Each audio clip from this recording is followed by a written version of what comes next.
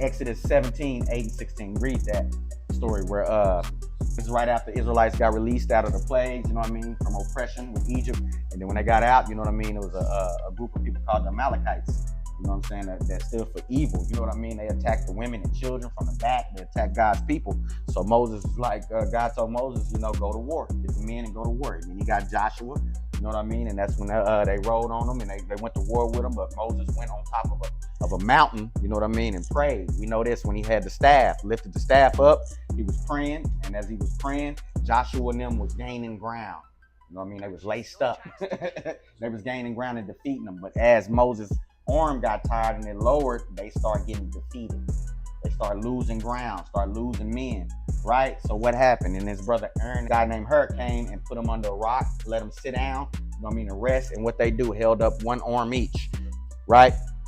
And end up getting the victory. That's a sign. You always, so when you study in the Bible, understand the Old Testament is a physical symbol of something spiritual in the New Testament.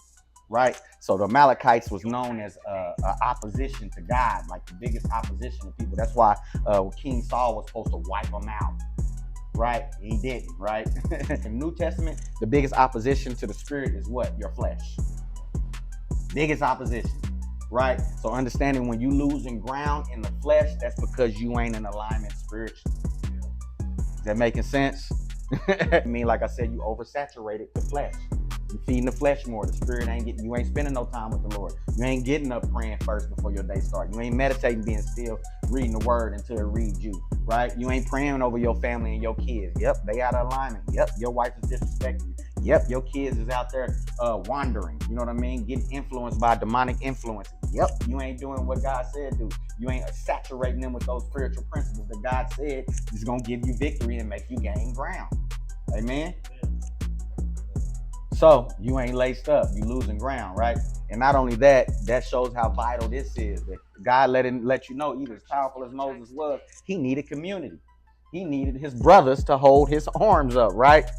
We need each other. That's why iron sharpens iron, right? No matter what, I always say that, use a physical example. When I'm in the gym, I can push out the 315 and get on the bench. But when I got my brother with me, I can throw some more on there and max out because I got somebody spotting. You get what I'm saying? Same thing spiritually, right? You got somebody spotting. Y'all, we sit here and say what God told us to do, and we can have some accountability and say, nah, bro, that ain't what God said. You said God told you was going that way.